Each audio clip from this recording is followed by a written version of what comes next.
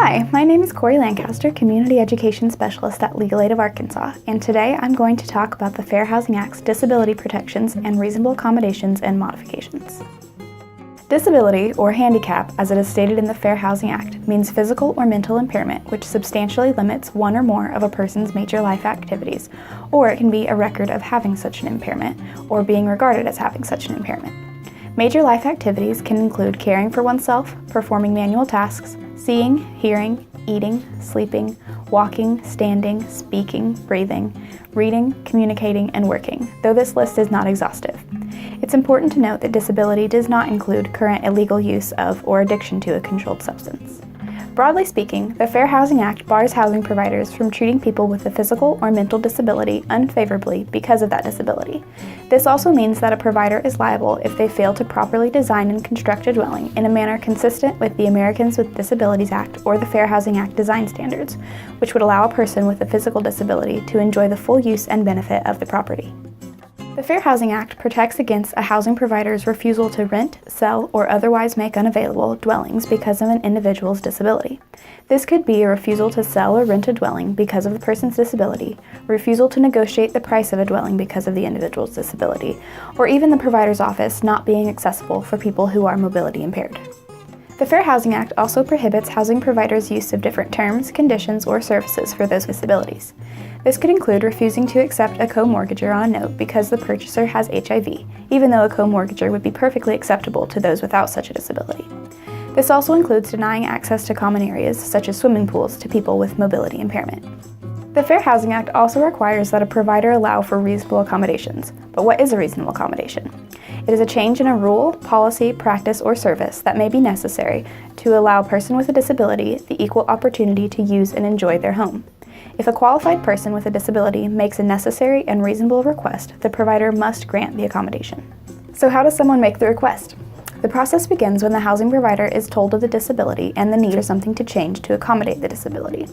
The request can be either oral or written, but making the request in writing is usually best. If the disability is not apparent, the landlord may ask for verification of the disability, and there must be a relationship or nexus between the disability and the requested accommodation. And of course, the request must be reasonable. There is no time specified for when the request can be made. It can be made when applying, during the tenancy, or even to avoid an eviction. Once the reasonable request is made, a landlord must provide the requested accommodation unless they can show that doing so will impose an undue burden financially or result in a fundamental alteration in the services the landlord provides. A reasonable modification is a physical change in the existing dwelling that allows a person with a disability to fully use or enjoy their home. The provider must permit modifications, though they can be completed at the expense of the person with a disability.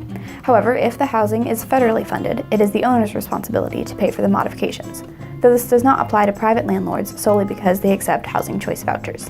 Landlords may require the tenant to return the dwelling to its original condition, but only if the modifications will interfere with the next tenant's use and enjoyment of the premises. Landlords also can condition their permission for the modifications based on proper work, require necessary permits, require the tenant to set aside a reasonable amount of money over a reasonable amount of time, and an interest-bearing escrow account to pay for restoration, and require professional workmanship. One of the biggest areas of confusion many landlords and tenants have when it comes to reasonable accommodations is that of assistance animals. Typically, a service animal is an animal, usually a dog, that has been individually trained to perform tasks for the benefit of the person with a disability. An emotional support animal, however, is any animal that alleviates one or more identified symptoms or effects of a person's disability. An emotional support animal does not have to be individually trained or certified. For the purposes of the Fair Housing Act, service animals and emotional support animals are treated the same way and are referred to as assistance animals. They are considered tools, not pets, because they provide assistance or perform tasks for the benefit of the person with a disability. For animals, the housing provider must consider 1. If the person has a disability, and 2. If the person has a disability-related need for the animal. If the answer is no to either question, the accommodation request may be denied. If the answer is yes to both, the animal must be allowed in all areas where persons are normally allowed. The landlord can also deny the accommodation if the specific animal poses a direct threat to the health or safety of others, or if the specific animal would cause substantial physical damage to the property. However, this threat cannot be a mere speculation, and it must be an individual assessment of the specific animal in question. If the disability is not readily apparent or known to the housing provider, they may ask the person with a disability to submit reliable documentation from a medical provider or other professional of the disability and the disability-related need. If the disability is apparent or known, but the disability-related need is not, the provider may only ask for documentation of the disability-related need.